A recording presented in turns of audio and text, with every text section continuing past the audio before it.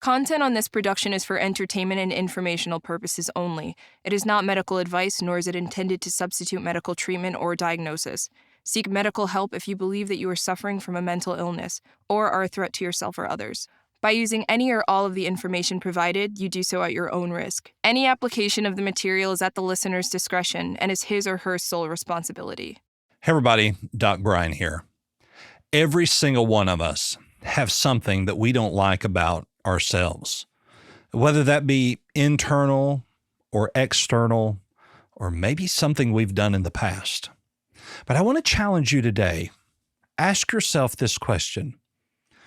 What is it about those things that make me a bad person? And I think that we will find that no matter what we feel about ourselves, that others don't capitalize on those things the way that we do. That when we look at ourselves, we look at ourselves through a lens that's very biased against us. But begin to look at yourself the way that others do, to know that you are loving, you are kind, and you are compassionate. Remember today, you're valuable. Your worth is not defined by what you've done. Your worth is defined by who you are.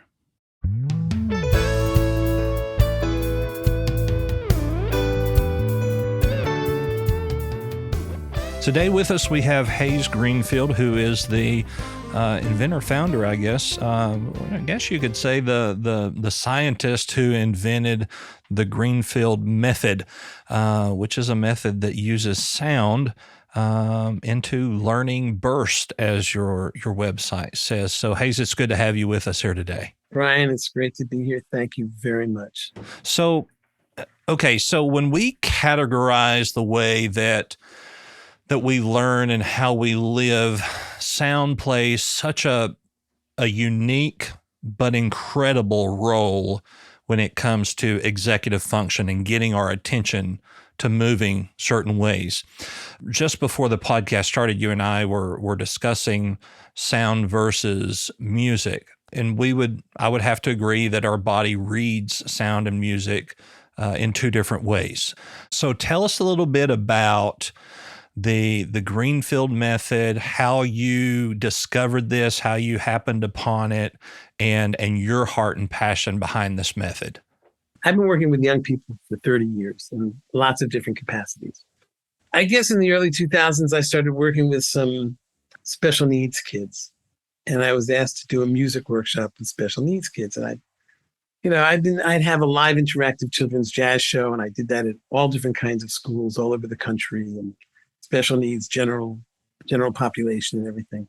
In this workshop, I got what's called flutophones. They're white, they're like a recorder, but they're not as shrill, because I knew I was working with some autistic kids, and they get very sensitive to sound. And it wasn't about trying to get kids to play a recorder and note on and play Twinkle Twinkle. It was nothing about that. It was about, okay, let's deal with them just making sound, making different kinds of sounds and communicating with sounds. It was amazing. The experiences I had with some of these special needs kids. And I was working with these fairly high functioning high school students, and it was just off the hook. There are three stories that I'll share one story with you. That's okay. Sure.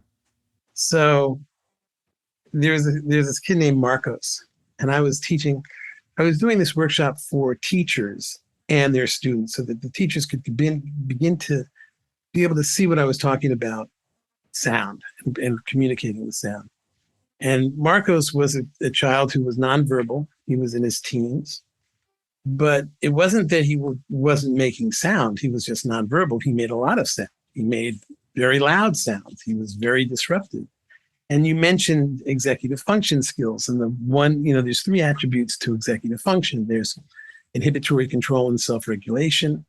There's working memory, which is keeping all the possibilities in place. And then there's there's creativity, which is problem solving and creative flexibility, cognitive flexibility. So anyway, Marcos was very challenging because he was always making noise. And with the flutophone, he was playing it.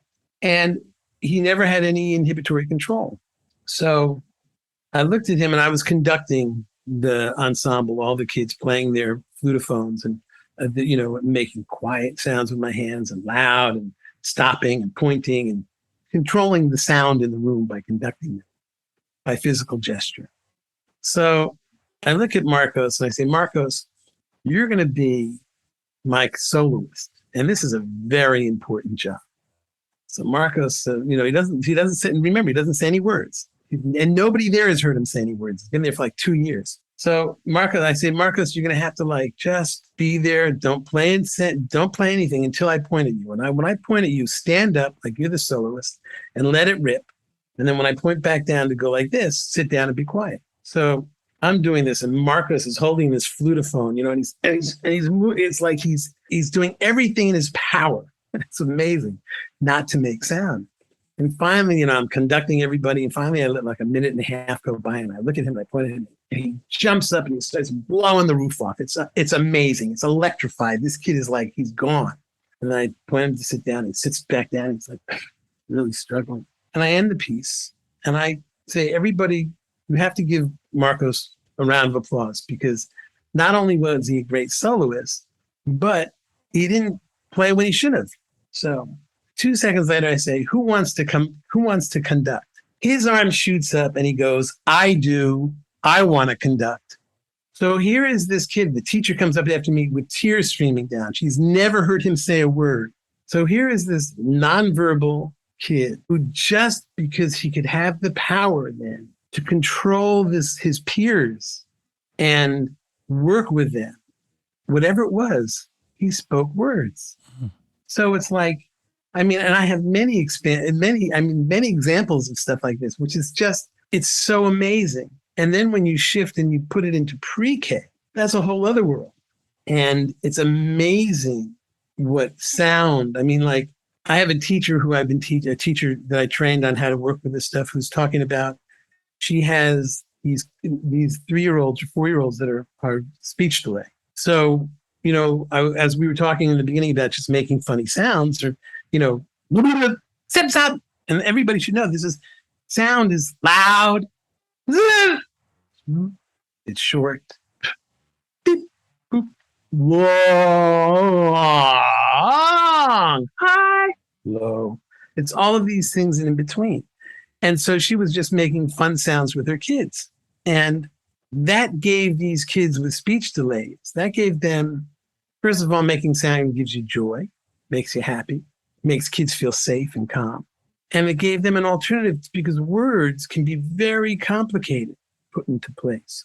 And she was describing that before she started doing the sounds and the fun sounds with kids, because they were having language delays and weren't able to communicate, they were hitting and striking out at each other, or striking out when they wanted something because they didn't know how to communicate.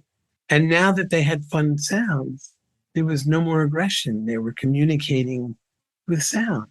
It's like reordering how we think about what we expect from our classrooms and how to approach them. I'm dyslexic. I had a terrible time when I was a kid. Learning to read is terrible. My spelling is horrible. Speaking was difficult. Testing, brutal. I'm a serious jazz musician. I don't know if you know that, but there were times, and there still are times, when somebody asked me to play Happy Birthday, and because it's Happy Birthday and everybody knows the song, it feels like a test to me, and I mess it up because it's just because of the emotional context that it's wrapped in. And fortunately, when I was in my pre-K years, or from 4 to 8, I was able to attend a school that was very open classrooms, Reggio Emilia type of philosophy, learn at your own rate. There was no tests. There was project-based learning. It was very much engaged with how do you feel today? How do you want to work with today? It was also based on John Dewey's, we go to school, we're part of a community, we're about collaborating, we're about making the world a better place. All that stuff really influenced me and kind of opened up this door, or enabled me to see it and then take the 20 or so years that it's taken to codify it. And, that's just been a labor of love. Yeah. Well, it's funny that you mention about playing Happy Birthday. I play piano. I wouldn't say I'm a pianist, but I play piano. But I have never been able to sit in front of a crowd and play Happy Birthday correctly. Now I can I play you. it. I can love play you, it Brian. all day long at home with nobody else in the room. But sitting down to play it while somebody sings Happy Birthday is not happening. It's not No, happening. it's brutal. And I'm so happy that I've never met anybody who's been honest enough to say that. Yeah. So we talked about executive function, but there is executive dysfunction, which is it's not a mental health diagnosis, but within that falls the categories of being on the spectrum or autism or ADHD or bipolar disorder or things that are, caused by trauma like reactive attachment disorder.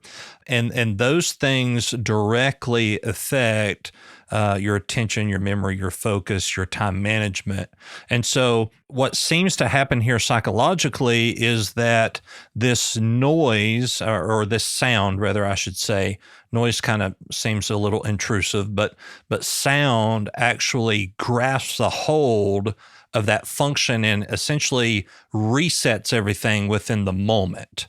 So in what you are doing, it makes perfect psychological sense of how it works for someone who has executive dysfunction. But how does that play into somebody who does not have that sort of dysfunction or disorder? One of the mentors that I have, I've worked with these developmental neuroscientists, and one of them, Clancy Blair, who is a forerunner in this, certainly in his field, and I mean like a rock star in it. His last bit of research has been on cortisol and dopamine. And you must be familiar with cortisol, the fight or flight hormone. He was doing this, and part of what he was able to place me at a wonderful, in 2012, for 5 years, I worked at a fantastic Lenox Hill neighborhood house, family center, a wonderful Head Start program on the Upper East Side, New York. And I was able to have access to their kids and the teachers and really codify this method. But his work has been about how kids who come from stressed out homes, and in terms of Head Start, because they're economically, we know that people who come from very economically challenged homes have more stress in their lives. His latest research was really about how when you integrate play-based activities, right? When a kid comes into school and it can look like they have ADHD and not be able to focus and all of that stuff, they're in their trauma and they're not in the moment. They're still in the trauma. That's because the cortisol is there's so much more cortisol in their system. And as soon as you integrate it with a play-based activity, there's more dopamine in the system, which enables them to be more in the moment, focused and engaged and more calm, which comes back to the beauty. Like nobody's harnessed sound like this. I mean, sound is this, we're hardwired to make sound. It's part of our DNA. It's like, and every child loves to make sound. They do it alone. They do it in a group. And they want to take agency. It's the one thing that enables them to control their environment with how loud, right? So if, for example, if you have a child that's really loud, instead of just being punitive and telling them, no, don't be that. If you say to the child, hey, I bet you can't make that really quiet sound. Make the same sound quietly.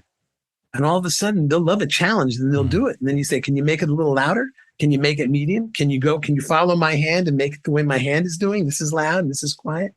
And all of a sudden, that child is then focused and engaged in making those sounds and is developing the ability to hear outside of themselves, right? And becoming aware, mindfulness, and developing the technique, the ability, the technique to make different sounds. I mean, so I have teachers that have these 3-year-old classes that are working with these kids.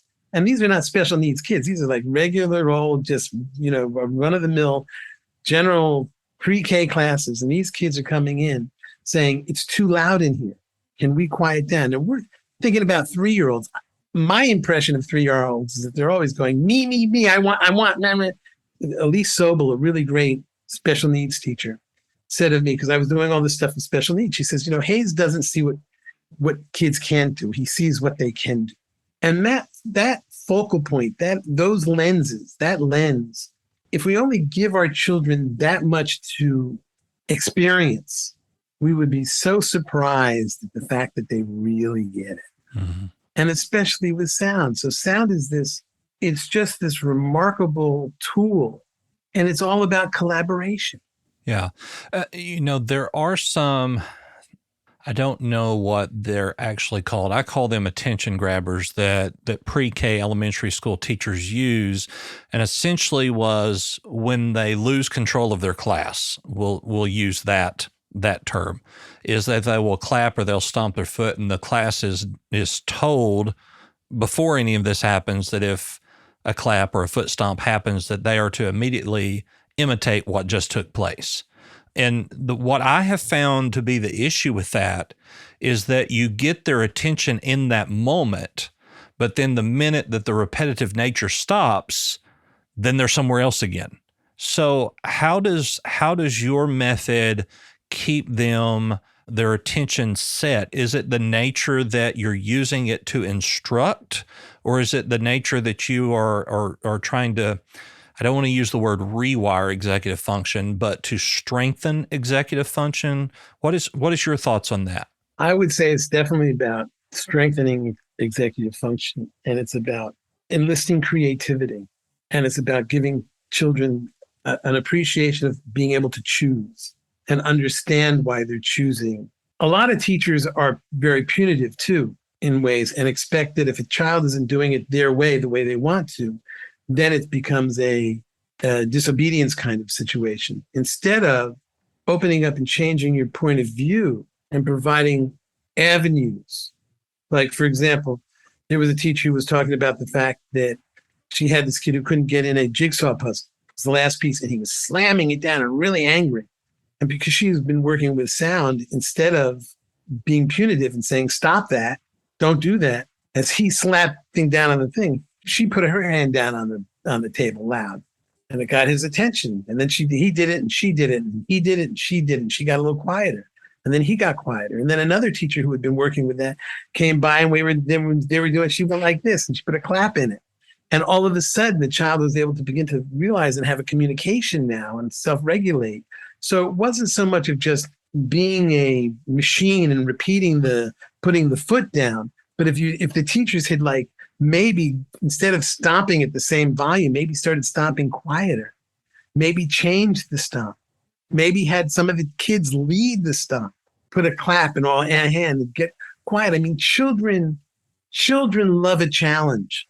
And also it's about the deliberate intention. There's no wrong way to do it if you're being deliberate and intentional is how you want to make that sound. Yeah. And you mentioned about teachers, for the most part, I don't want to stereotype or put them in a particular category, but particular teachers who are more new to education do typically are a little bit more punitive. And I've got to maintain control. I've got to do this, got to do that. And one thing that I really try to tell not just educators, but parents is that we have to understand that behaviors are words. They're trying to communicate something to us through behavior. And so when we really stop to try to figure out what that is, then that's when that nonverbal communication can flow. For instance, if I'm counseling with an adolescent, they may not know how to describe the emotion that they're having. And so one trick that I use is I ask them to tell me about a character in a movie that they saw that had a emotion that was similar to what they were feeling. And so that helps them to regulate outside of who they perceive themselves to be. And it sounds like the Greenfield Method does the same thing, but non-verbally, without anybody knowing anything, any backstory as to what you're communicating. It's just a natural humanistic thing that just takes place. Well, it does, and it's about listening. Mm-hmm. For example, one of the things that I do with 3 and 4-year-olds is I turn off the lights in the room when there are windows outside. Some of these schools don't have windows, and I don't know how they do that, but they don't have window when I turn off the lights and we actively listen. We be quiet and I say I close my eyes, and I tell them why, because as I listen with my eyes closed, I hear better. Mm-hmm. So I can hear more things, and then we can have a discussion as to all the type of sounds we heard and what were the sounds and how did the sounds, did they go from, was it an airplane that went overhead and went from left to right? Was it a horn outside in the hallway? Were there people talking? Well, how old were they? Were they kids? Were they adults? Were they laughing? Mm-hmm. All of these things that you're now saying, and you're providing children to really kind of discuss and think about and then act on. They can work with it. I mean, there are elements of creative sound play and method where I have kids draw pictures and then tell their peers how they want to have those sound, right? So like a child who's really having a traumatic experience could do a picture and then have it be performed. And you could perform it for parents. You could perform it in a public environment, which is helping children develop their self-esteem. All of these things, it's focusing in. It's how do you want to work with sound? You can have even kids having a nonverbal conversation just by going zip up, bleep blap, and something like we could do it, Brian. Boop, Boop, boop. boop, boop, boop, boop, boop. Yeah, I don't speak robot. Well, it's hard with Yeah. the Zoom. Yeah. But if we were in the same room, we would be doing it. We Yeah. could do it with a clap. You can do it. Mm-hmm. You can do it. And all of this is about, part of that is about fostering so much is collaboration, communication. Yeah. And, I think that one of the biggest problems that we have within communication is that we listen to respond and not listen to understand. Mm. And I think that can flow over into nonverbal communication as well, as to where we're listening to see how we should respond to what is taking place as opposed to listening to see what's really coming out. For instance, if you have a nonverbal child, you typically, I think all of us could agree that if you listen to the sounds that they're making, you can distinguish a mood. Oh, absolutely. As to what they may be dealing with or going through. So it's very important for us to pay attention. And I remember growing up in school, we had a young lady that was autistic, and she would just make random sounds at times. And, being in the schools in the 80s, it was sit down, be quiet, sit over there and do your work. It wasn't any type of trying to think that maybe this person was trying to tell us something. And we know that sound, nonverbal communication works. Anybody who's ever seen Lassie knows that Lassie had nonverbal communication that just worked, right? Even with that, when you're on the phone with a loved one, right, when you're talking to your loved one, with just by hearing them how they breathe, Mm-hmm. how they're feeling, Mm-hmm. and it's intuition, right? I mean, it's where it's like the intellect, the word, deciphering the words. Then we hear the word, then we have to figure out what it means, and then we have to respond. But what you're talking about, what sound provides, is this intuition. And intuition is so much faster Mm-hmm. than intellect. Absolutely. Well, Hayes, I appreciate you being here with us today and talking about this. I find it very intriguing. I'm going to have to find the study that you referenced to the neurologist that was on your team and take a look at the cortisol and the dopamine. Of course, I find that to be fascinating, how we're hardwired to do certain things, especially when it comes to cortisol and our fight or flight, how it's all in there somewhere. So, it totally is, yeah. Brian. So how can people find out more about the Greenfield Method? Go to creativesoundplay.com, creativesoundplay.com. And if you're involved in early childhood education, I'm going to be presenting at the National Association for Educating Young Children. That's going to be held in DC this year between the November 16th and the 19th. And I'm presenting on the 17th at 8:00 in the morning. So, for a jazz musician, it's a little early. For a pre-K teacher, it's right on point. Well, for a therapist, that's way early. All right. We'll make sure to put all your contact information at the bottom of the description of this website. Of course, I'm Doc Brian. You can find me at thedocbrian.com. Yes. Can I say one thing, Brian? Sure. Yeah. I just want to applaud you for doing what you do, because I've looked at your podcast, and like I said to you earlier before we got on, you tackle some really tough issues, and I just have the greatest respect for you, and thank you so much for having me on your program. Well, thank you for your kind words, and I can say we do approach on some very difficult subjects and subjects that I don't necessarily agree with. But what we try to do here is give people as much information as possible for them to make the most educated and informed decision about life. And I think that's what we're all supposed to do. I'm not supposed to try to convince you that you're right or wrong. I'm just supposed to be able to give you enough for you to decide what's right and what's wrong. Beautiful, Brian. Yeah. Of course, you can find me at thedocbrian.com. All of my social media links are there at the bottom of my website, or you can give us a call or send us a text at 910-777-7239. We'd love to hear about you. If you have questions for Hayes on this method, send them in to us and we'll get them answered to you here on the air. This 910-777-7239. Hayes, once again, it was good to have you on the podcast, and I appreciate the work that you're doing. Thank you so much, Brian. It's been my pleasure. Thank you. And we'll talk to you soon. Goodbye.